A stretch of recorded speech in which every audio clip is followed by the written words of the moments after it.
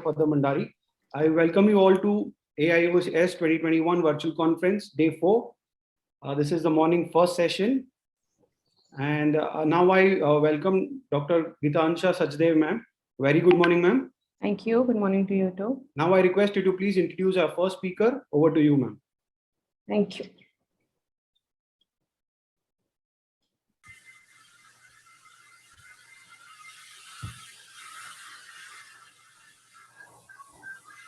Good morning. Good morning, ma'am. Are my slides visible? Yes. So very good morning and a warm welcome to all of you. Today's IC is on the controversies and challenges in refractive surgery. So this is essentially going to be a case-based discussion throughout. I'm going to be putting forward various clinical scenarios, either be certain preoperative planning dilemmas or the choice of procedure, or handling certain complications, the common ones or the not so common ones, and certain postoperative challenges. And then we'll be discussing these threadbare with our expert panelists. So today on the panel, we have with us Dr. Mahipal Sachdev, Dr. Praveen Krishna and Dr. Jagdish Reddy will be joining us shortly. Dr. Sujata Mohan, Dr. Rupal Shah, Dr. Ritika Sachdev, and Dr. Saundarya. So without any delay, we'll just move on with the first case. So we'll start with the preoperative planning and certain dilemmas and choices that our panelists would take. We'll begin with percentage of tissue altered. Now, we all know that over the last couple of years, there's been a lot of talk about this PTA. What essentially is PTA? It's the percentage of the tissue that one is altering during a flap-based procedure, which is the flap thickness with the ablation depth divided by the central corneal thickness. Now, there has been a lot of literature in support of PTA in terms of the fact that a PTA more than 40% was a significant risk factor and a more robust indicator than even residual stromal bed or CCT in eyes that developed post-LASIK ectasia. However, there have also been literature against wherein a large cohort of eyes with a PTA of more than 40% has shown to not develop ectasia even with a follow-up of more than 30 months. So I just wanted to ask our panelists, if you have a case of a normal corneal tomography, a stable refractive error, no other contraindications for the procedure, pristine tomographies, but the PTA is just a little bit higher, maybe around 42, 43%. Would you still go ahead with the laser procedure or would you avoid the procedure or go on with an implant or a phakic intraocular lens instead? I'll just open it to the panel for their discussion, please.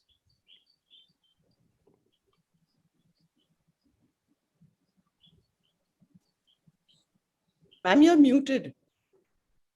See, I think people who are like me who have been doing refractive surgery for over 20 years will be telling you that we have done LASIK even on -15 until today. I've been following up these patients.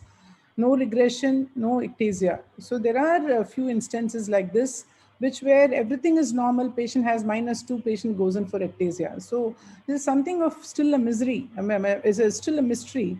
But having said that, now all these parameters have been laid on over the past few years. We are looking at the residual bed thickness, and then we are looking at the percentage of tissue altered. Yes, considering that it could be, we might be going in for a medical legal issue, I would take it into consideration. But probably I would be doing a surface procedure instead of a LASIK. If it is crossing 40, 41%, definitely I will discuss this option with the patient. But if everything is normal and that's the only reason patient is not for a surface ablation, is not, the power is too low, then I might still go ahead with a LASIK, because we know that this is not the only reason why patients going for ectasia. So a close follow-up of these patients will definitely help, and maybe the second option would be to go in for a surface procedure. So do you think at this point PTA probably gives you a better indicator of regression as compared to ectasia, or do you think it's more for an ectatic? I don't think it gives neither as well as just because it is. I mean, it's a published, peer-reviewed paper, and everybody's aware of it, and definitely it has its implications. So that's the reason, having known all these things, it's definitely important for us to take it into consideration, but I don't think it definitely is the cutoff. Correct. I agree with Dr. Sujata. I think I'll just add one more point that if it's possible to reduce the zone, or if you can stay within the PTA, it would be better. But 1 or 2% here or there would not be my consideration if no other methods are going to work for this patient. And since there are a lot of now good lens-based methods possible, if that is possible in a person, then I would not take a chance and just go in for that. Ma'am, one more question. Since the biomechanics is slightly different in SMILE as per the alteration, because the cap alteration or the biomechanical weakening is less than that is in a flap. Do you consider PTA in SMILE as of now or not as of now? No, No. I don't. Okay. Another important point to really consider was that when this PTA study was published, Santiago did not do tomography. The patient was screened on placebo-based topography. So still, I think a good tomographic scan makes a lot of sense. And there are other factors which also had high association like age. So PTA has to be considered with other factors like the age, like the multiple other factors now that we have biomechanics available, a good topo scan available. Also, I think there are studies now showing that with the extra procedure available and with SMILE as an option, the range of PTA can be expanded. People have gone more than 50 in patients with SMILE and when they're doing extra procedures. So if you're discussing a PTA in SMILE, Dr. Ritika, would you consider the flap of 120, which is the cap thickness, or would you still take it as 90 microns? So there is a debate out there. Definitely the biomechanical weakening is less. So, but just to give you the maximum possible range, you can consider 120, but you can widen your range beyond 40. Okay.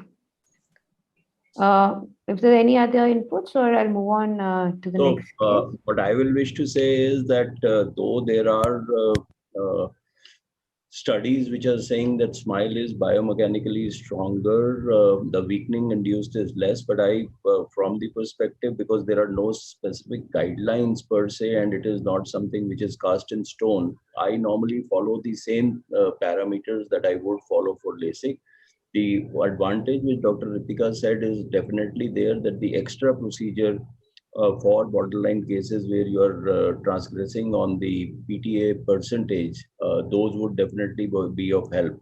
Extra does not work well at all in the LASIK flap conditions, but in SMILE and in surface ablation, it does work pretty well. So I think the extra should not be disregarded. I think that is something that we are doing more often nowadays than before. I mean, the calculation of the PTA, whether we can actually compare the cap as a flap is again questionable. Whether, since we're saying the biomechanics are different, so whether they can actually be equalized is again questionable. And again, as Sujata ma'am said, if it's a very small refractive error in LASIK and the ablation depth is also not much, then even if the PTA is a little borderline, I think we can go ahead and do it, ma'am. If it's not a very high correction, we're not ablating too much tissue. So my contention is to err on the side of safety rather than being more aggressive. So even if we expect or there is evidence to suggest that the cap and the flap behave differently, the cap being better, but it is better to still not transgress the lines and keep the line operative as the same. As the same. Dr. Soundarya, if the error is small, you can always go on the surface and then PTA is not going to be crossed. PTA is very unlikely to be more than 40% with a very small error. Okay, so the next case is a high myopia with a borderline anterior chamber depth. So this is a 39-year-old male with a relatively high refractive error in both the eyes. The corneal tomography is normal with the central corneal thickness of 570, but the AC depth is 2.68. The patient has a clear lens. So this is a borderline anterior chamber with a very high myopia and a clear lens. What would be your procedure of choice for this case? I'll open it to the panel now for discussion.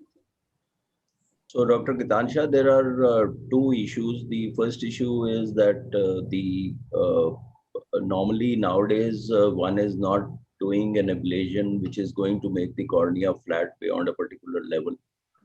Though we don't have, it just says normal tomography, and I think I don't know what the dioptric range is, but in any case, we normally do not prefer to do ablations more than 10 diopters nowadays. So you will have a residual of about 3.75. So Okay. it depends upon how motivated the patient is. Uh, there is obviously in the AC depth nowadays, the manufacturers are trying to get it below from the 2.8 millimeters. Earlier, it used to be 3.2, went to 3, now it's down to 2.8. So some of the manufacturers are saying that you could work at these levels also. Now, the important thing here is that the cylindrical power is very little. So let us just discuss two methodologies that can be done and a third methodology also. So I think what we have just now is to either do a laser vision correction. The second is to do an implant, and the third is to do a clear lens extraction. Now, there is no mention about the retina or the history in the family, and I would not wish to go in for a procedure where we can expose this person to the incidence of increased retinal pathology. The first thing that is there is that because of the surgery you can have, but the second thing is because the patient is young and the possibility of PCO is higher, so you might need a YAG cap subsequently. So I would not wish to keep that as my first choice as a clear lens extraction, though it is definitely a possibility. Now, the second two things are that if we do an ablation, the corneal thickness is good. I think PTA could be there. So I could possibly presently, if you get the breaking of the key of the SMILE procedure and take it more than 10, because just now it does not allow more than -10. I could do a -10 with a 0.5 cylinder that can be taken care of with a SMILE, and maybe if required, we can do a SMILE extra. Now the residual 3 diopters can be there and the patient would be reasonably happy along with that is there. If the patient is unhappy, you could see as to if the patient, I would give them glasses subsequently, and if the patient is happy with the outcome with the glasses, then maybe that means that the abrasions that we have induced are not sufficient to cause a problem. Then there could be a possibility under these circumstances, making a 130 flap could be, cap could be an issue, and could be an alternative, and you could brush it up with a surface ablation. Now, this is the second option. So that means the laser vision correction with under correction up to -10 with 0.5. Want to combine with an extra procedure, that's fine. Or subsequently, you can do a surface ablation on the cap, because that is not going to change the significance of the biomechanical strength at that particular point. The third issue, the third methodology could be that you go in with, you can go in with a spherical ICL implanted and maybe make it a little of a smaller OD so that the vault is less. So the person could possibly have a slight possibility of developing a cataract, but would not have glaucoma. The second is that in case of an ICL, you can have an additional iridectomy done, even though it is not required nowadays, and that definitely keeps the chamber a little more formed than if you just work on the centra-floor principle. So these are the options which are there, and obviously it will depend on how motivated the patient is, what the patient wants. A residual power of -3, a myope going on to the age of presbyopia might be pretty happy with the slight residual power of up to -3, and then taking off his glasses for reading. So these are the couple of things that can be done for this particular patient. So what would be your cutoff for an anterior chamber depth for a faking As of now, I don't transgress 2.8, but yes, 2.7 also I have done in 1 or 2 cases where it was exactly the same. The patient had the problem of marriage, and I have done that. And the patient does have a slight shallow AC, but the pressures are under control. Mind you, all that I have to say is that a good gonioscopy is very, very important, which you may not be doing in routine cases, but to see how open the angle is and whether how much you are likely to compromise that. And one of the slight disadvantages per se of undersizing the implant, like you've said, would be an earlier cataract maybe, but then again, it's better than clear lens extraction at the moment because you'd at least be pushing that procedure by a couple of years. The other disadvantage could be that it could be more prone for rotation if it's smaller. But since this is a spherical implant, if the same case was a toric, maybe we would have just done the spherical correction and could have done the cylindrical correction at the corneal plane later. But my first choice will be an undercorrected smile. And following that, if you would recommend a surface ablation, it would be important to remember that the ablation should not exceed the depth of the cap eventually. Yeah, that's what I said, that you can do instead of 120, 130, you can see 3 diopters would take in a surface maybe 36. 39, whatever, yeah, 40. So that's fine. Any other inputs? So you're assuming that the K readings are on the steeper side here. If the K readings are on the flatter side, then I would not want to go on the cornea. Yeah, that's for sure. Because and then the patient would be having abrasion. So that's what I said. You have the possibility of seeing with the residual refractive error if the patient is happy by just a simple putting of a -3 class, and the abrasions are not kind of troubling the patient. So then only I will go ahead and do a surface on top of the cap. What about doing a PRK extra on these patients? Because in those days, over a few years back, they have done even -15 on the surface. And none of these patients, after using mitomycin C, none of these patients have had any regression. I would not prefer.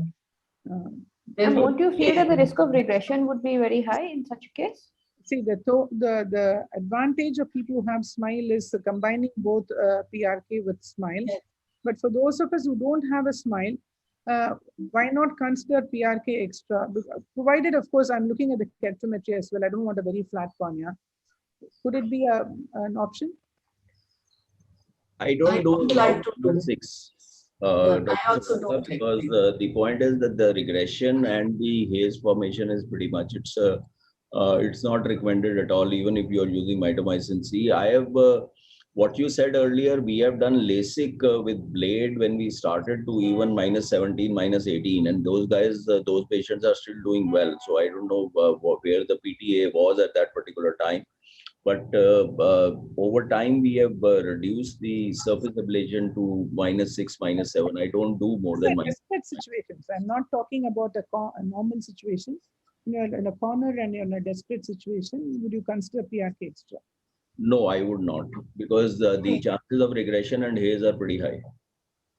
In our experience, with the use of mitomycin C follow-up with steroids, the risk of haze is not as much, but we have had cases of regression in patients with high ablation with surface ablation.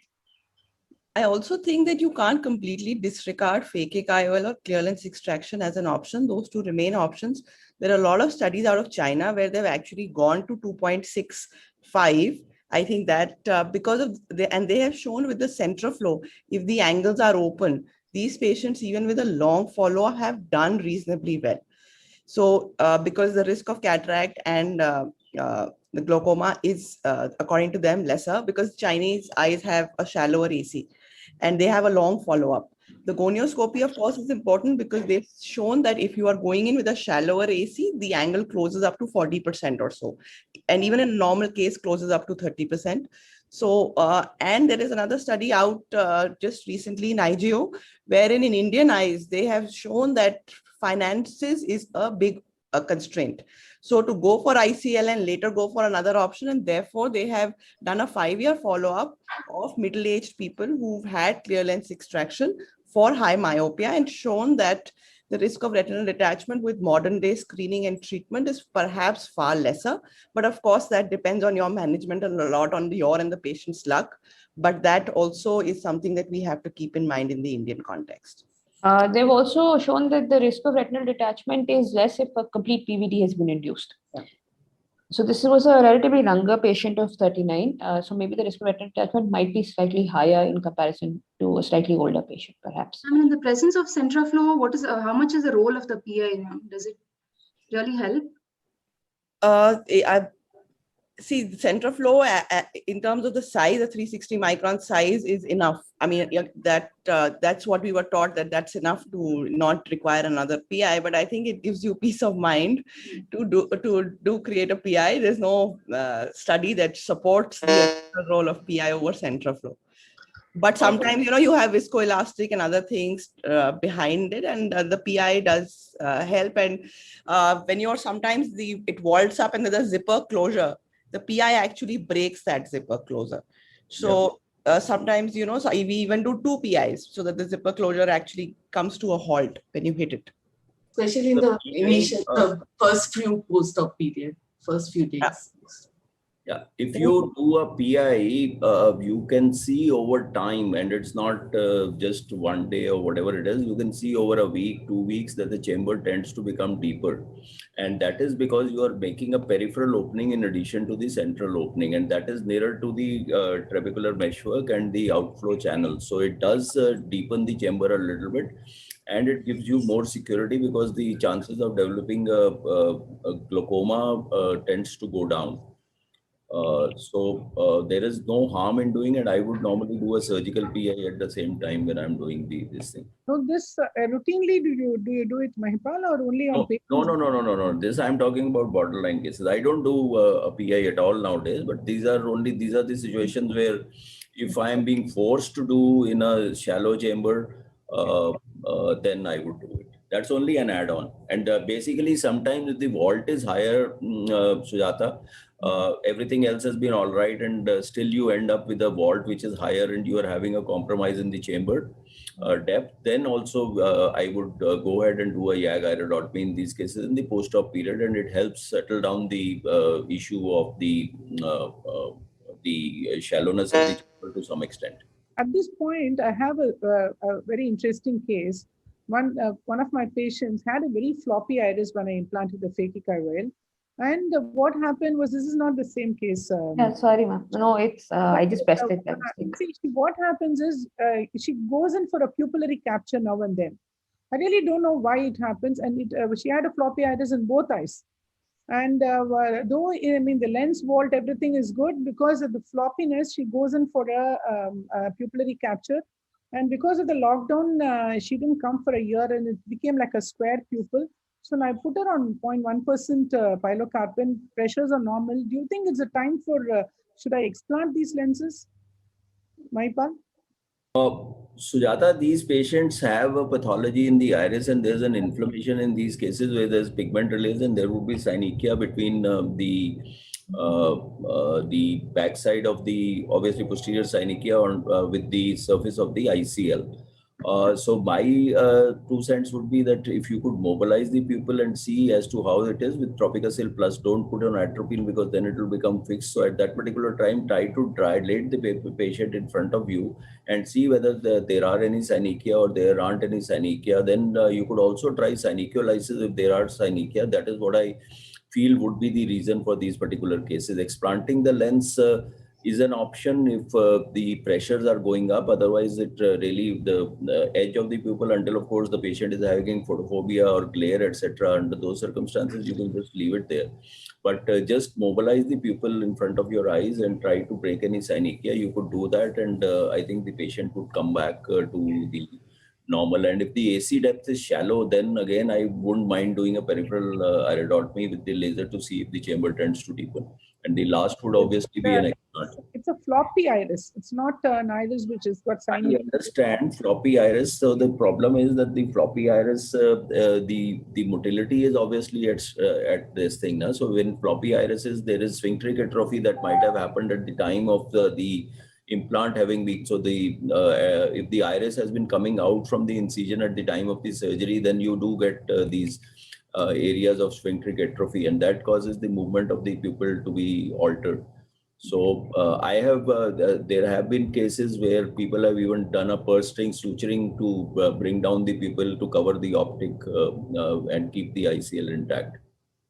Thank you. Should I go ahead with the presentation, Geeta? Yes, ma'am, please. So this is a case report of a patient who had an incomplete flap. Should I forward it myself or? Okay. So the very simple myopia with small cylinders, and Okay. So this was a topography. Everything was normal. Basically, preoperative maps were normal. It's not moving forward. Yeah. It's just a little slower, ma'am. It's moving forward. So these are the preoperative maps. Everything was normal. So the patient had a microkeratome LASIK, and you can see that it suddenly stopped. The microkeratome suddenly stopped, probably because of an electrical failure, and there was an incomplete flap. So in this, though there are several causes, in this case, we could not go ahead with the procedure because of the electrical failure. So we decided to do what we thought best at that point. Though there are several options like putting an ICL and going ahead with a microkeratome cut at a later date or doing a surface procedure, we decided to do an on-the-table femto laser to complete the flap. So this is what we did. So after marking the edge of the incision, which have already been made, and we kept the depth at 140, which was what was a microkeratome depth, and use a femtosecond laser to complete the flap. So the idea was to make sure there were no area which was left behind. So that was the reason why we marked the edge of the flap. There should not be any sliver of tissue, and we went, you can see as the gas is going, there's a sudden breakthrough because of the area where there is no resistance. And it was a little bit difficult to lift. So we went from the opposite side, lifted it. And when we lifted, we found that there were two areas. You can see one area which the femto has made, that the other area where the microkeratome cut is there. But since it was away from the visual axis, continued with the ablation and put the flap back. And if you have a 4-year follow-up on these patients, patient is doing very well, 20/20 vision, absolutely no complaint from the patient. You can go ahead. Yeah. And so you can just see a faint, just go back a little. You can just see a faint, you can see the difference, where the cut is converting from a femto to a microkeratome cut. And next. So this is the, you can see the area of flattening where the microkeratome cut is there. Other than that, she was doing very well.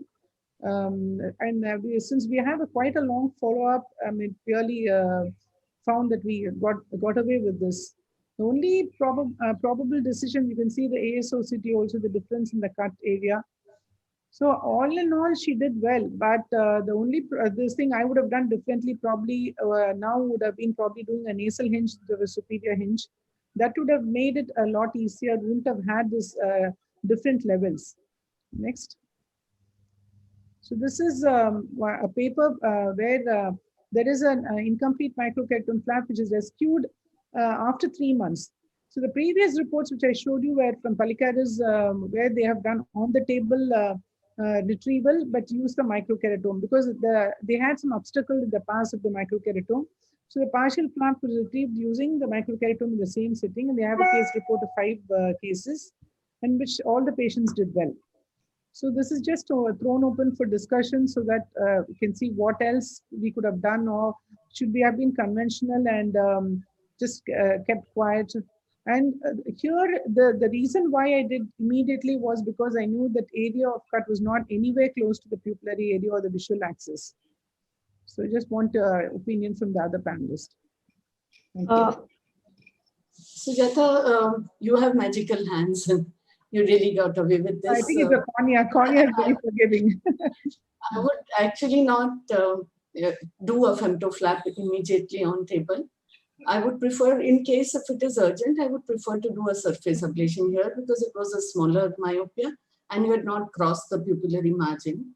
And if I'm going to do a femtosecond laser, I would do it after a couple of months, and I would do an ASOCT to know exactly the depth and at least try to go 20 to 30 microns away, so that I don't go in that area which is a plane which is already existing, because femtobubbles tend to go in the direction of the least resistance. So even if you have tried to do a flap at a lower depth or slightly above, it can go into this depth and cause an irregularity in the flap. So, or I would like to do a microkeratome flap again with a slightly larger and thicker Would you do a flapping. PRK on the table, same time, same sitting? Would you have done a PRK? Yes, I have. In case required, because to prevent anisometropy or something, I would do a PRK. I feel as long as there's not a lot of excessive hydration or flap handling, and because in this case it's a very peripheral incomplete flap, I think my choice would be to do a surface ablation in the same sitting at the same time. So, if I can come in, Dr. Sujata, as you rightly said, maybe, and what Rupal said, you have magical hands, but I think the cornea is a very forgiving tissue. So, the cornea can at times behave very, very well for a patient, but if you have a flap that is cut, until of course you are very sure as to where you are going to recut. So I would never go ahead and cut the flap again at the same time, because you can have these slivers. I have a case of a biplanar flap. I don't know whether Pitansha has the video or not. In that particular case, the motor jammed. The doctor still does not agree, but the doctor must have gone back and again come back. So that is a biplanar flap which caused a lot of problems, and even these small slivers, because it's very, very difficult to put exactly have whether by you're doing by femto or otherwise to get the same cut. And in a femto, you will always see that the cut or the plane will never be maintained. So you have to wait or be a little patient. You can at that particular moment do a surface ablation, but the only thing is if you do a surface ablation at the same time, the chances of epithelial ingrowth may be a little more, because there is going to be some amount of edema that will happen at the cut surface where the flap started. And the chances of that leaving a track and causing epithelial ingrowth because of the stromal edema and the adhesion not being great at that particular partial cut would be there. So my thoughts would be wait for some time and then go ahead and do a surface ablation. Absolutely right. Absolutely right. We'll move on to the next clinical scenario. So this is a case of a free flap. We begin by marking the cornea. This is a microkeratome pass. It is more common to have a free flap in cases of flatter keratometry. You can see that even though the pass has gone on well, the flap has been separated in toto from the underlying stroma. And more often than not, this flap can be found in the microkeratome head under the blade. So one can then proceed to remove it atraumatically using non-tooth forceps. And this is subsequently spread on the underlying stroma. So what you have right now is thicker in the center and thinner in the periphery and resembles a positive cylinder lens. So one has to get the orientation right, and otherwise one would result with a postoperative mixed astigmatism. Here you're seeing that we're using the position of the hinge as a landmark to get the orientation of the flap right. The next important step would be to make sure that you have the correct side up. So you can see here that what we have right now is dull and slightly sticky. This is the stromal side. This then has to be inverted to make sure that the epithelial side is up, because otherwise you will have a lack of flap adherence and a subsequent loss of the entire flap as such. One should give it a little bit of time for the flap to set and the endothelial pump to take action. After this, the edges are then put in place. One can also do a stress test wherein you can indent the limbus and see that the fold should radiate all the way to the flap, and a banded contact lens was then placed. So I have some basic questions. One is, what is the cutoff of the keratometry that you would take, wherein you would feel that the corneas are too flat and one should not do a microkeratome LASIK? And in case there is no marking, what are the landmarks that you would use in order to make sure that the flap is oriented right, and also to make sure that the stromal side is down? So I just wanted to welcome some other inputs from the panelists. So my take, this thing is like when you have a free cap, I try to tack with the flap. So I just put it, probably put it aside a little bit. Keep it a little bit wet, not too much, because I don't want too much of edema. And then go ahead with the, your LASIK, your ablation. If you tack with the flap, then it becomes easier because you know that the stromal side is inside and the epithelial side is up. So then you can probably, if you have not made a mark, then it's going to be difficult, but you can, most of these flaps are round. So you can just rotate it and see what is the best fit. And you put it on. I have never sutured a free cap. There are some people who suture it.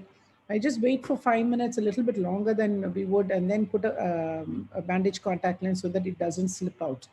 And I want the patient not to touch the eyes. So this is my way of managing free cap, because if you don't tack over, it's very difficult to find out which is the stromal side and which is the epithelial side. Even if you've not marked it prior, do you still go ahead with the excimer laser correction, ma'am, if you're not sure of the orientation? Yeah, I would, because the reason why I'm saying that is because anyway, there's a free cap and anyway, you have to put it back and all the complications associated with it is going to happen. So why not, you see, again, suppose everything goes well, then you're depriving the patient of having the correction. So I would go ahead with the correction. I still mark all my flaps, and Right. and I keep it in the microkeratome only so that it's epithelial surface up and the stromal surface down. Because for those 10-15 seconds that it takes for the laser to function, the flap is in a sterile environment, moist, and with the correct surface up. So when you actually take it out, you always have the correct orientation after the laser. Also, if you are in doubt, you could do a small abrasion. Epithelial surface will abrade, but not the stromal. And that's like the short way to know whether you are in the correct plane or not. What are the keratometric cutoffs that you would take beyond which you wouldn't like to do a microkeratome? Not less than 40 diopter for a microkeratome. Sorry? Not less than 40 diopter for a microkeratome. Not less than 40. Not less than 40. No, 40.5, I would definitely would push towards a femto. Yeah. I'm saying that Konya's flatter than 40, she'll not do a microkeratome. Less than 40, I would not do it. Yeah, that's so basically, see, to the question that Sandhya asked, there are going to be telltale signs at some place or the other where you can actually align it. In this particular case, we were actually using a new ML7 that had come, which I had never used, and that was a demo being given. So maybe we had not looked at the machine pretty well, and the suctions were not as high as they were supposed to be. But the cornea was reasonably of normal topography. I don't remember that there was anything wrong. But in this case, I had marked but not used ink. So if you see right at the end where the reticule is, I don't know, Gitansha, you could use your pointer, but this is the mark at the inferior part. On the other side, just go, no. Go down, down.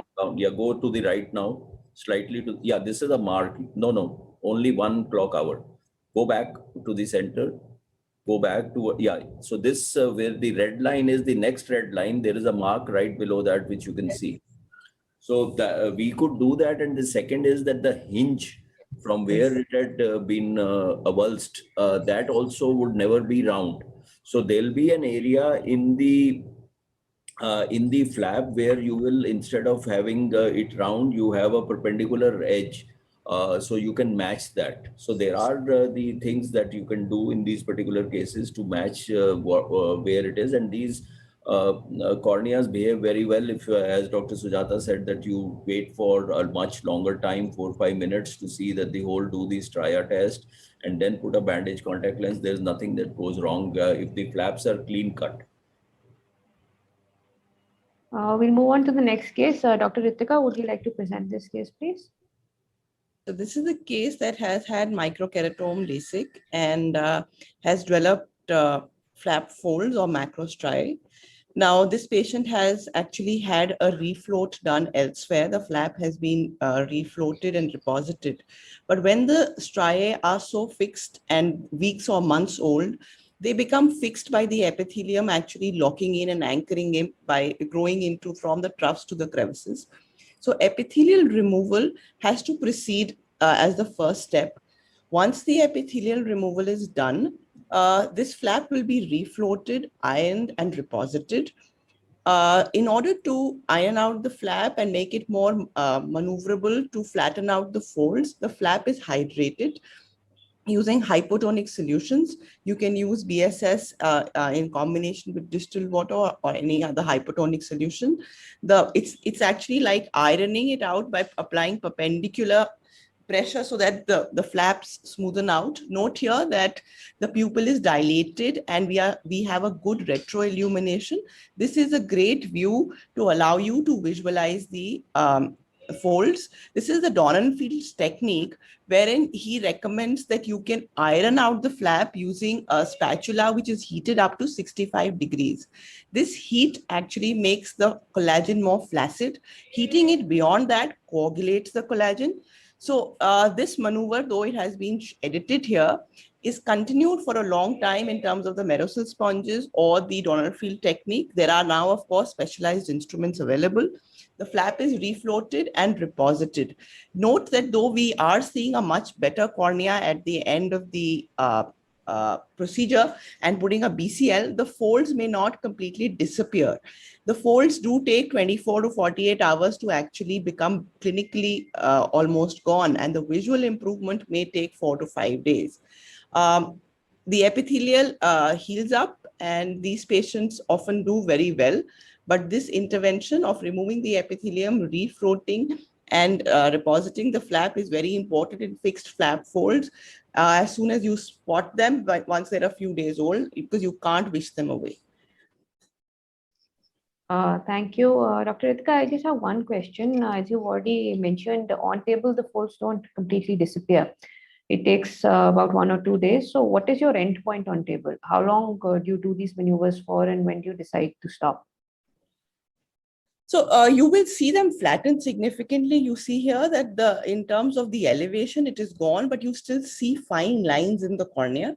So that reticular kind of appearance may remain, but the broad elevations are gone. And these maneuvers are continued for many, in this case, I think if you look at the annotated video, it was 10 to 15 minutes with specialized instruments using techniques such as heat, possibly, you get better results. We, of course, use Merosil sponges usually, but there are reports of using specialized instruments and making it quicker, and sometimes even doing it on the slit lamp. Of course, with epithelial removal, that is not recommended from our side. I think I would do a little bit differently, Ritika, is I always, when we lift the flap, I remove a 2 millimeter area of epithelium around it just to prevent epithelial ingrowth. And like you said, no, I just use a dry Merosil sponge and perpendicularly stretch the flap. And sometimes you, like Geeta said, you can never see it completely go away. But at the end, a couple of hours later, you can see slowly it is fading off, and then you get very good results. I'm really not worried about the folds which are in the periphery. It's only the visual axis you really need to concentrate on. So I think one more step which needs to be emphasized is the use of hypotonic saline. That is something which is important, and that needs to be put time and again to swell the stroma.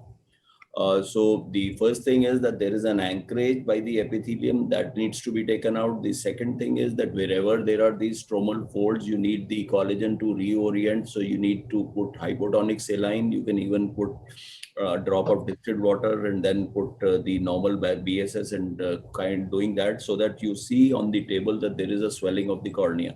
Now this will help. Once the anchorage has gone, it will help reposition the collagen fibers and and even this case I had done was about 9 months after the first procedure and a relift having been done at a great institute. So putting of hypotonic saline is something that I'll look at, and what Sujata said is also very, very important, that even if you have to put a little bit of glue, there is no problem to prevent epithelial ingrowth. Like she said, remove the epithelium, but you can put epithelial glue, because with so much of manipulation and the epithelium having gone off, there is going to be an edge edema. Which is there, and all these patients who have these flap folds lifted do tend to have, if you follow them post-operatively, do tend to have some amount of epithelial ingrowth coming in. So your thoughts on PTK, sir? Does it have any advantage over mechanical removal? PTK when? Regarding the this thing, yes, you can do that. That's also if specifically if the flaps are microstria and they are in the center. You can just go ahead and. Dr. Gidansha, can you allow me to just show one case because I'll have to leave Yeah. in the next 10 minutes. Uh, Maybe you will have to unshare. Or you have. I have that case. I'll just show it. This one, right? Yeah. So this is something that I was doing a particular case a couple of weeks ago.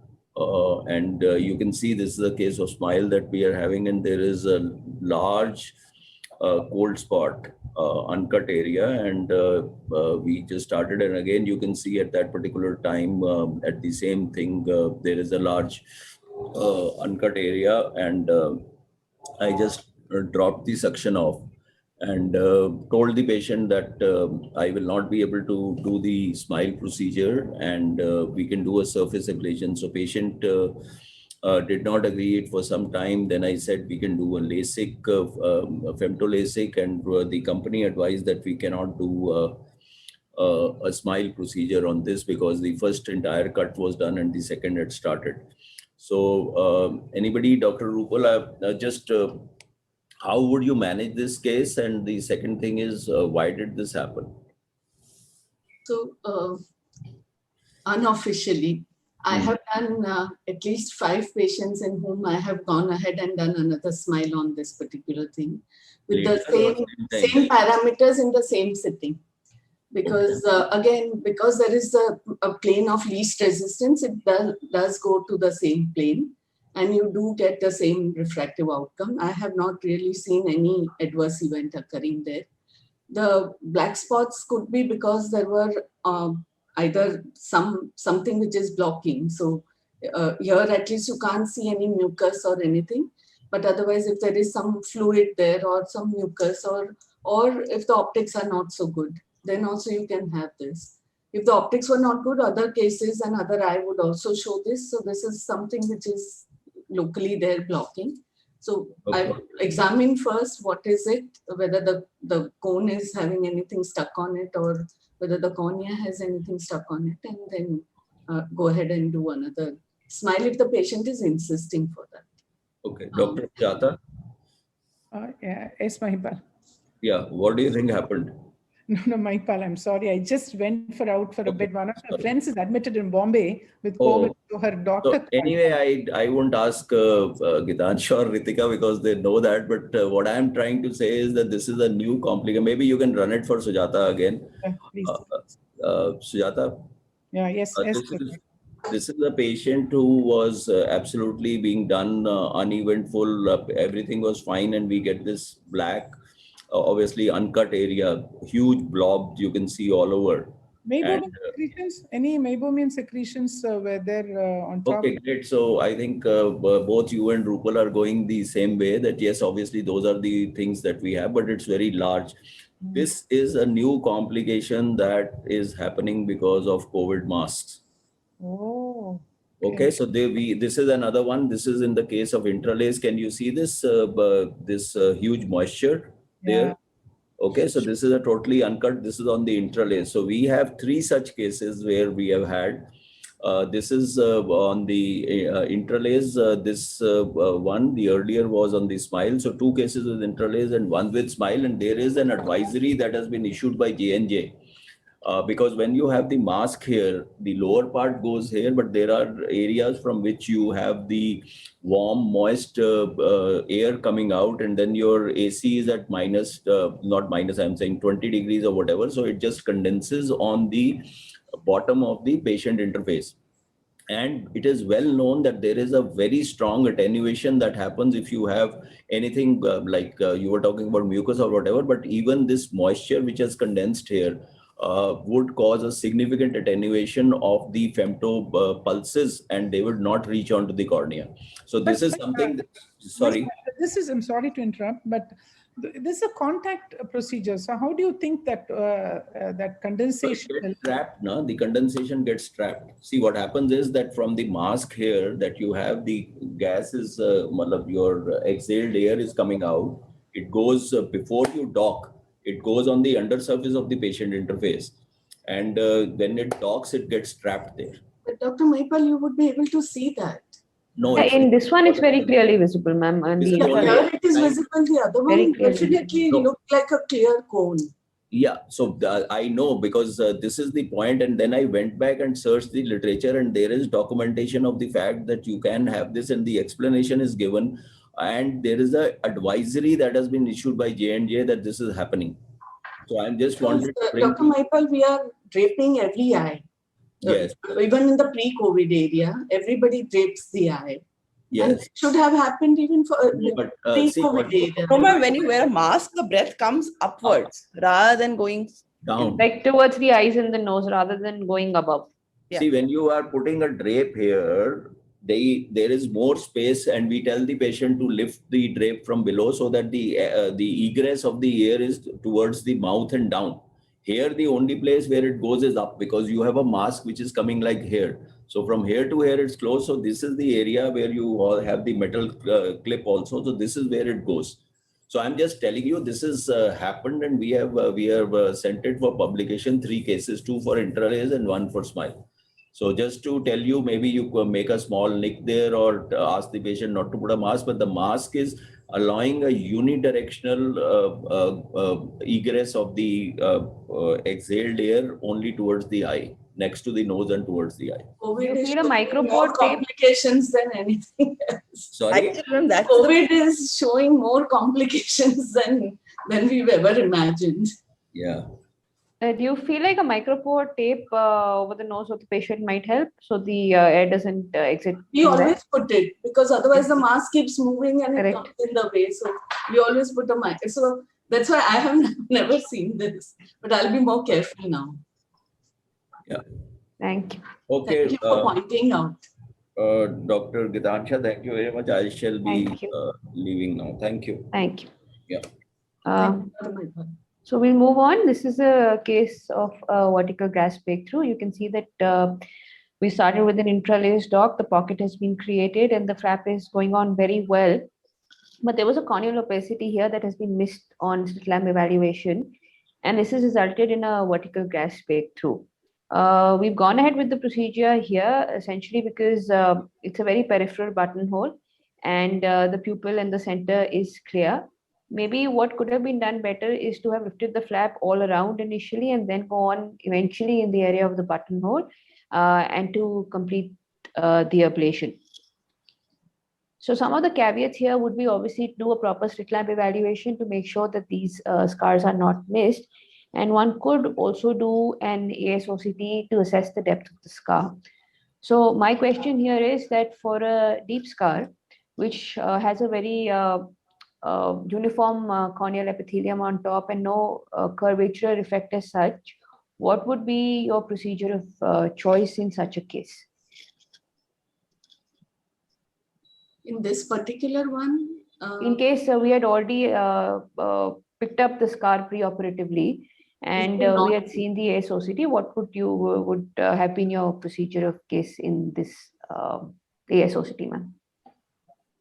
so the scar, we can make a slightly thinner flap if the scar is more deep because the superficial portion looks as if it's transparent. So it would be able to go, pass the femto shots. But if the density is more anteriorly, then I would like to go and do a microkeratome. Or if it's in the center, a surface ablation. I mean, whenever we see that it breaches the Bowman's layer, then it again provides a pathway for the vertical gas bubble. So in these cases, it would be better to avoid femtoLASIK. Okay, in case you're taking a deeper flap, Dr. Soundarya, how deep would you want the flap to be? Ideally, according to papers, at least 20 microns deeper than the deepest part of the scar. So you feel that in this case, because the scar is 202 microns, you would prefer a microkeratome LASIK? Maybe, ma'am, maybe. But again, if there is if it's superficial, if it's causing an irregular epithelium, then we can do a 2-stage procedure. We can do a PTK to regularize, and then we can go ahead and do a PRK. Or if it's a little deeper, then the PRK by itself may take care of the scar. But do you think there would be any factors like if we do a PRK, the excimer would behave slightly differently in a scar tissue as compared to a non-scar tissue? Might, ma'am. I was also reading about, because the fact that there are already matured myofibroblasts that are present in the scar by itself. So it may lead to a little higher amount of haze that can be seen post-operatively. So we might have to use a MMCA for a little longer period.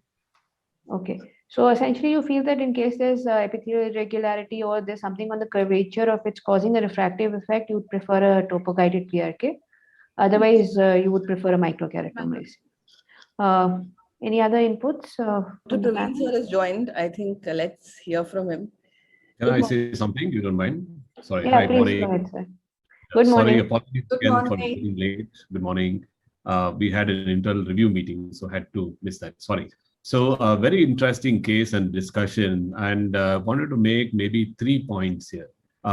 What we've seen in the past, I think, is there are several patients who are contact lens wearers who come in for refractive surgery.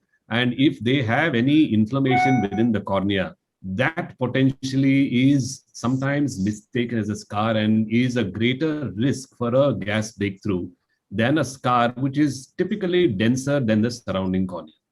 So I think good, like you put, the first point is really important, a careful slit lamp examination to delineate these two entities. Secondly, I think ASOCT to assess the depth of scar is okay, but then you're only going to get one slice. It might be deeper in another section. So you will only get a guide, but you might not get an exact value that you should set your femto at.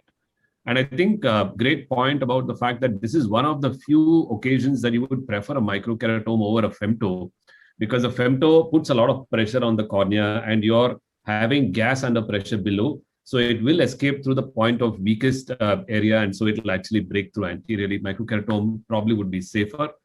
But I think the last point is, like you said, Gitansha, if you have a scar, and most cases we have these as peripheral scars, just doing a PRK after complete resolution of whatever inflammation in the cornea should work as well as doing any other procedure. I don't think we need to do a PTK, but would be a good idea to consider a transepithelial PRK in this situation, because a lot of times the epithelium regularizes that area of flattening over the scar.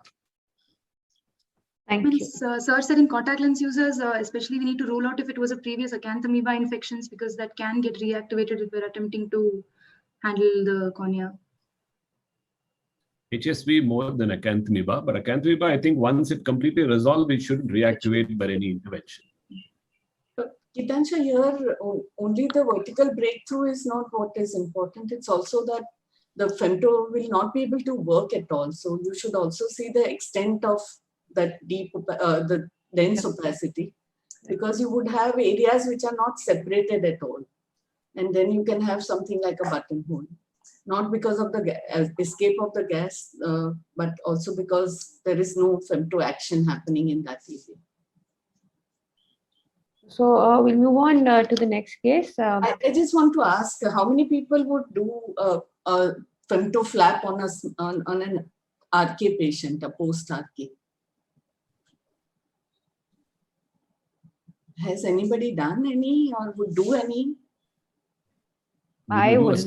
You could do a smile on a post-RK patient. So I have done 3 flaps in a post-RK patient. And I have made thicker flaps. I've made more marks. The RK marks themselves also work well. And I go perpendicular to the each mark to separate. And I found that I could actually make a good flap, even with a femtosecond laser, especially because these corneas are really irregular, and even to make microkeratome flaps are a little more dicey. So, and surface ablation may cause more chances of haze and regression. So I did try it also as an experiment. I told the patient that it may not work and we'll just leave it as it is, but I found that I could separate a flap if you make it thick enough.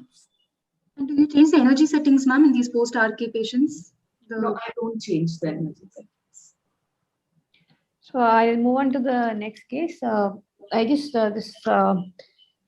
is a regular case of a suction loss, which has happened during the cap cut. So you can see that the posterior lenticle cut has gone on well. There's an irregular meniscus of tear film along with encroaching conjunctiva, which led to suction loss at the cap cut.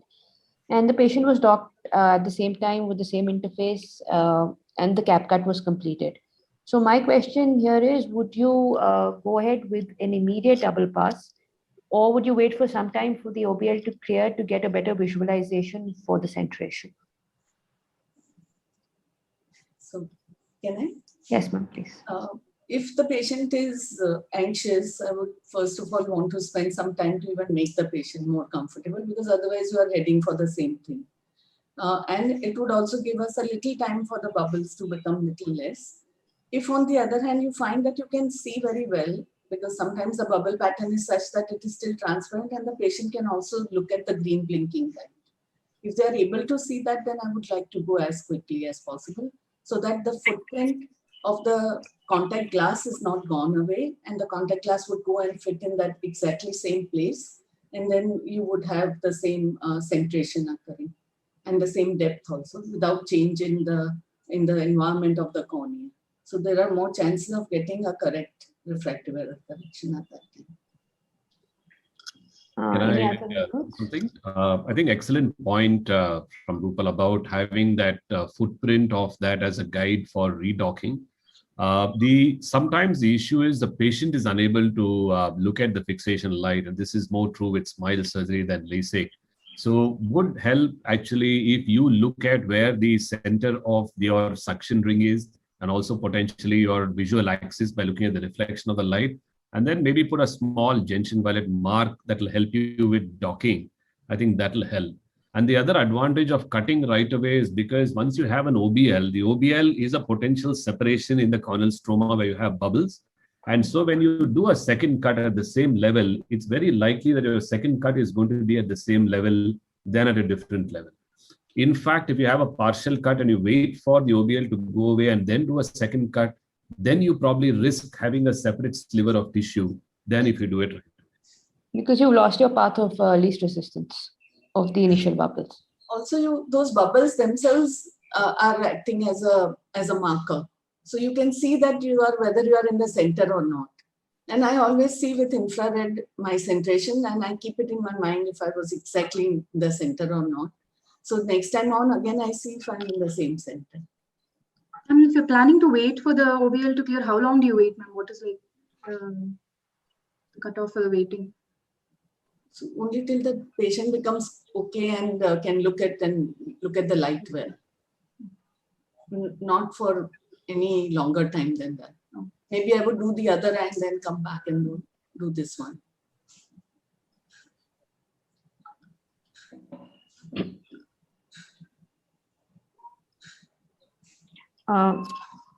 This COVID thing was very interesting. Dr. Praveen, did you also see anything like that? Zoom meeting has opened now. No, but I think what we've done in COVID is more, I think, because of the fact that the patients had difficulty breathing, is as soon as we drape them, then we take the mask off. Yeah. And in fact, the other thing that we do for the femto, we use FS200 primarily for the femto, is we do the two primary cuts for the flaps and then we drape them. So when we do that, we take the mask off. So I think we sort of prevented that from happening by not knowing. But again, very interesting because, and I think I also would say that this condensation is probably on the front side of the cone because most cones also have ports for air entry as well. So the back of the cone is going to dock on the cornea. So condensation probably will not affect it. But on the anterior surface of the cone is where this probably has got deposited. But that was a very keen observation. Very interesting finding. Yeah, it was. And you remove the patient's mask and put on another one for yourself. Well, we have a mask, but we take off the patient's mask and. But so then you would need a double mask. Vaccination is good enough. So there's been a lot of talk of late about cyclotorsion compensation in SMILE.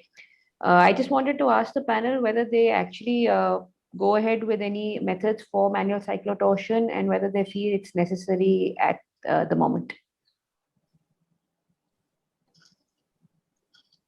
Dr. Rupal? Let Rupal go. I don't do cyclotorsion correction myself because typically if you have higher cylinders, by default, we do LASIK rather than, we do a topo-guided treatment rather than a SMILE. So I don't have it. What is your cutoff for the cylinders, sir? Under what do you prefer SMILE and above what cylinder would you avoid SMILE? Anything more than 1.5, we go to topoguided treatments. Ma'am? Our initial cases, we didn't do any marking, and I actually went back and saw the pre and post-op, and I didn't really see a deviation at all. And in fact, it would have also reflected in the results because we were quite closely looking at everything possible. So I personally don't think that it is absolutely necessary. Having said that, if there is a higher cylinder, I don't like to take any chance, because then it would mean that even if there is a 5-7 degree cyclotorsion, the effect would be quite magnified. So for higher cylinders, more than 2 diopters, I do mark, but otherwise I don't. We actually did a study wherein we compared contralaterally 30 eyes of patients who had a preoperative high cylinder of more than 1.5, and we measured the cyclotorsion intraoperatively. And we only took cases wherein the cyclotorsion was also more than 5. And we used this stipple centration marking, and we found that postoperatively there was actually no significant differences in the visual outcomes between the 2 eyes. I also feel that one of the major disadvantages is because I used to mark these patients on STICLAM. It's very cumbersome. Obviously, it's not as precise as well. Like even when we do the markings on the limbals for toric IOLs, and you can see that the mark itself is very thick. So that itself would be around 2 to 3 degrees of marking. So I somehow felt that cyclotorsion compensation with the manual marking in SMILE was not of much use at the present stage. I also feel so, Gitansh. I agree with you. We are to come up with the automatic one and the centration soon. I think we've all been waiting for that. Let's hope it's out soon. The team at Zeiss is actually working on the auto centration and the cyclotorsion compensation. So we'll move on to next. Our role would be 0. What now? Our role would be 0. With the newer energy parameters and all, the separation has become really smooth. And so there's nothing really much left in terms of the surgical input. And now if there is auto-centration and also cyclorotation, I think our role is going to be almost 0. And I'm not cribbing about it. So we'll move on to another important aspect, phakic intraocular lenses in keratoconus. So I just wanted to ask a few basic questions. Would you always cross-link the patient, or if the patient has come at perhaps a later age and has shown stability for years, would you not cross-link and just go ahead with a phakic implant? What would be the selection criteria that you would prefer in these cases, wherein you would go ahead with the phakic implant, or you would prefer other options, be it a topo-guided regularization or intracorneal ring segments, and also your experience with centered versus decentered cones in these eyes? I'll open it to the panel for discussion. Can I go first? Yes, sir, please. So about the first question about always cross-linking, I think would always plan cross-linking before I plan an intraocular procedure in keratoconus. Caveat would be, say, if the patient is above 30 years and you have clear evidence that there is no progression on topography, though we've seen progression beyond 30 as well. Below 30, would always like to cross-link before we do an intraocular surgery.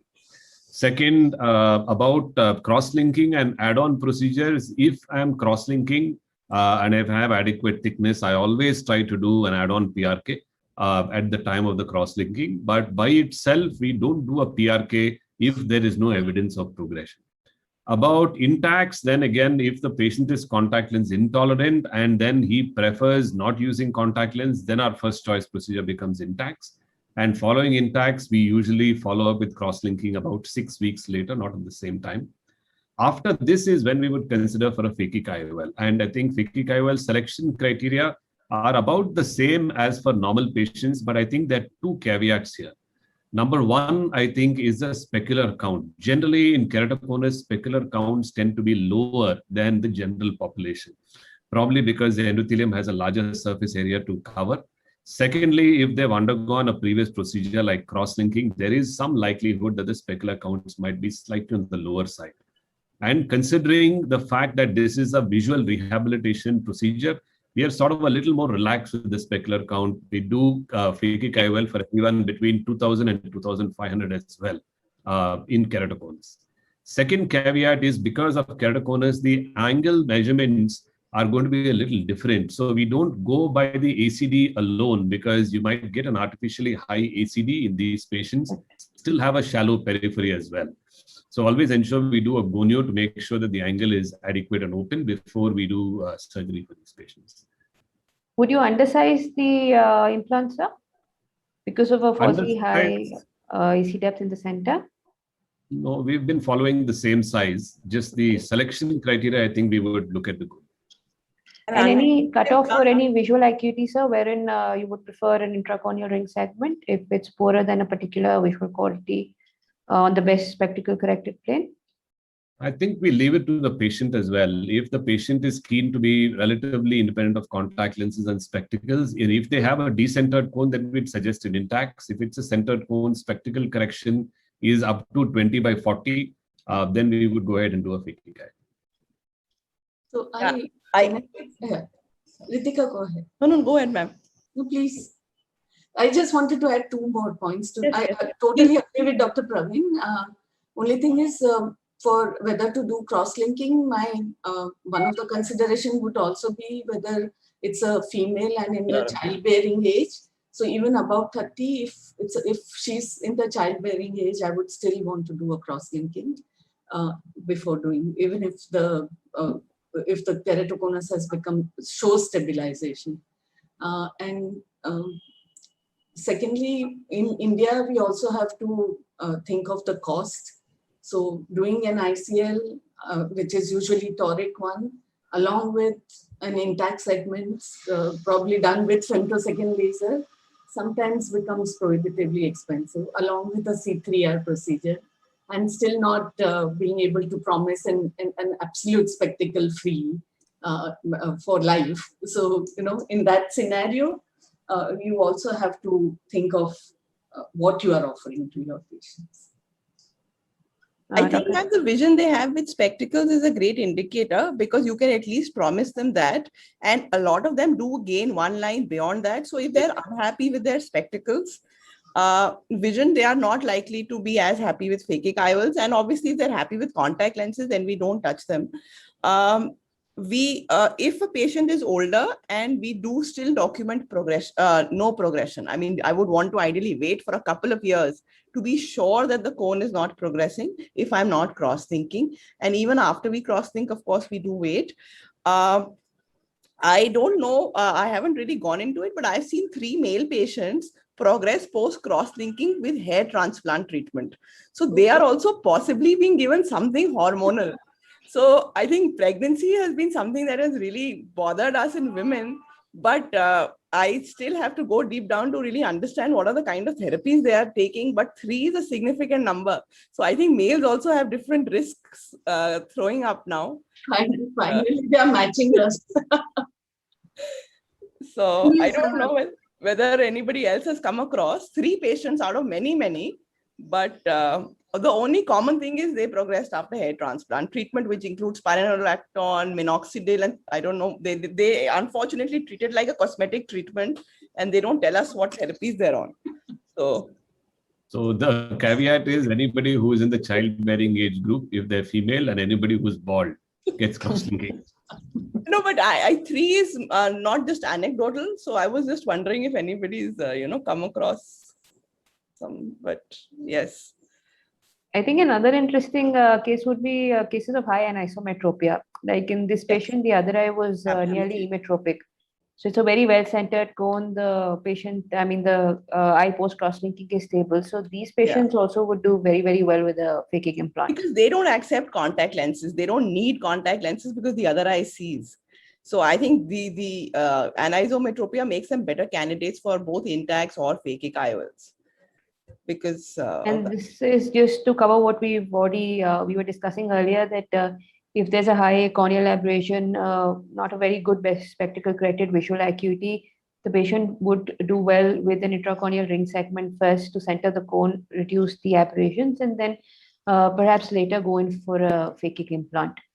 What is the minimum duration that you would leave between the intracorneal ring segment procedure and the phakic implant, phakic IOL implantation? For me, generally, the after the Intacs, if you're planning a cross-linking, we'll do it at 6 weeks. So if we do cross-linking, then again wait for epithelial regularization and then check the refraction. And 3 months later is when we offer intraocular surgery. Is there any particular reason that you don't prefer the cross-linking in the same sitting, sir? The idea is that once you do the Intacs doesn't work immediately at the same time. So it tends to actually stretch the cornea over some time. So I think there has been some publications here as well that say that actually if you delay cross-linking after Intacs by about 6 months, you will get a better effect than if you do it early on. So because 6 months probably is not practical, that's why we wait 6 weeks for the full effect and then we do cross-linking. Okay. Dr. Ritika, I know that you do it simultaneously. What would you feel is the advantage of doing it simultaneously over perhaps doing it sequentially? So we do it simultaneously. This is also literature that says that if you are doing it simultaneously, the riboflavin goes into the Intacs channel and perhaps cross-links that and only is a synergistic effect to the Intacs per se. And it's not that you're doing one mathematics after another. Because if you are to do Intacs, then phakic IOL, you have to actually wait to see the result of the ICRS. So here the synergy is first to kind of do the ICRS for the visual rehabilitation and then the cross-linking at the same time, because you just want to freeze it at that point. That said, I have had patients with ICRS whose topography continues to change even after a year. So though maximum effect comes in 6 months, minor changes do continue for up to a year, and each patient responds differently. So normally post ICRS for phakic IOL, our minimum wait time is 6 months for mostly international patients, but for patients who are able to access us, we waited up to a year also. I mean, here we have done phakic IOL without cross-linking, especially when we've known that they are stable. But it's important to explain to the patient about the importance of follow-up. So if they're willing to come back for regular follow-ups, then in the later age groups or above 30, I think we can go ahead and do a phakic IOL without cross-linking. And the other thing, the decentered and centered cones, we have done a study for a phakic intraocular lens in keratoconus. We've not seen much of a statistically significant difference between centered and decentered, but it's important that there, as Ritika ma'am said, the BCVA with the spectacles, if it is good, then they're going to be anyway happy with the phakic intraocular lens. How large was the cohort, Dr. Soundarya? 300 eyes, ma'am, around 300 eyes. So we'll move on to the next I case. had a question, Gitancha, for the panelists. Yes, ma'am, please go ahead. Has anybody seen a progression of keratoconus or ectasia after a C3R procedure? And if it has happened, have you repeated the C3R, or how many times can you do it? Ma'am, we have seen in a few cases, but there are two things. One is a complication or a failure of C3R as such, very quick progression. There you must rule out other factors like, the eye rubbing, pregnancy, multiple, or it's patients who have associated skin diseases. And those patients, if they've not responded to first C3R, normally ICRS is a useful option in these patients because the ICRS redistributes the biomechanical forces. And actually, because of that, can also stop progression of keratoconus. But you would not repeat a C3R? No, we have repeated. There are patients who we cross-linked young. And after 10, 12 years, but you have to make sure it is progression. And now I think with the ABCD, progression maps and all, that thing is also being taken care of, that we can monitor progression easily. After about 10 to 12 years, some of them have come with progression. If they've had no problem with the earlier cross-linking in terms of excessive scarring or haze, then we have repeated. The basis we used for that is that the collagen also has a turnover time. So it is said that after about 15 years, the collagen turns over. So if they've been, cross-linked at and they're coming to you after 10 years, and then you're monitoring them and you're sure that they are progressing and they're still young enough and the progression is significant, you can cross-link them again. I have not had a single case which has not responded. So It's just that it's I'm actually reviewing one of very the lucky. I've not really had, and they are coming for regular follow-ups. We call them every year. And it's been the longest follow-up is 15 years, and there is no. One thing that we must, I think, make sure is that the progression is genuine. We should have track all markers, because sometimes when you cross-link a decentered cone, when it centralizes, the central cornea may appear to be more steep, but it's actually just the migration of the cone into a more symmetric place. So we get a lot of referrals with like thinking that it is progression, but you just can't look at just one curvature map centralizing and thinking that it's progression. So that's one thing we should be significantly careful about. Even the pachymetry might alter, either being secondary to haze or just a more compact collagen eventually. Yeah. So this is a case of a haze following surface ablation. The patient has a fall in the corrected distance visual acuity. The thickness as of now is 460 microns, and the depth of the haze on ASOCT is 80 microns. So how would you proceed with such a case? Dr. Ritika? What is the duration of the haze?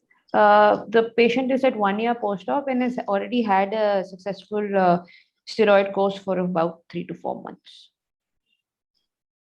So I think this is a haze that would require an intervention, because it is obviously going to be visually significant. So you would need to do a PTK for this. There are no areas of elevation or a keloid kind of appearance. So this haze will be quite amenable to an excimer laser treatment. But when you are doing that, you need to have adjuncts, like, of course, first is the use of mitomycin C for a significant amount of time, up to 2 minutes. I also use chilled BSS for as an adjunct in such cases. A post-operative regimen, which includes steroids, which continue for much longer. Instead of weeks, they continue for months. Also, pre-operatively, you have to look for other inflammatory things in the eye, which can predispose this person to haze. Even meibomian gland dysfunction, treat that. Treat the ocular surface pre-op and continue to treat it post-operatively. Though we do give these patients vitamin C supplements also, the role of that is debatable, but no harm done. And tell them to avoid UV light exposure to a significant degree by wearing sunglasses outdoors for a few months post the initial treatment. So those are pretty much the factors that we keep in mind. One important thing I would like to stress on is that with present day PRK, the excimer laser and the use of mitomycin C, we do see haze less, but we often forget to ask for a history of keloid. And that is something that we must do before taking up any patient for surface ablation. I also do a vitamin D level. Yes. And try to supplement that before the procedure. I would like to give cyclomion post-operatively, so that the wound healing response will remain under control. And I'm a little surprised at this +2 diopter, because if you remove the haze, it would go still more on the hyperopic side. Any particular cutoff in which you would ablate or beyond which you would prefer a FALC of the depth of the haze? With an 80 micron haze, I would ablate. I don't know, Dr. Praveen would possibly. Yeah. A couple of interesting things, I think, that you mentioned as well, Ritika. I think very important to prevent haze than to deal with haze, because it's much more difficult to deal with haze than to prevent it. But once you have it, I think the refractive error also has a bearing on what you would do. Here it's a +2. So if you do a traditional PTK and you flatten the surface, you're probably going to worsen things as well. And most times, if you look at the OCT, the haze actually artificially diminishes pachymetry on if you use Scheimpflug, but actually the pachymetry is not diminished. It actually is addition because of that subepithelial fibrosis.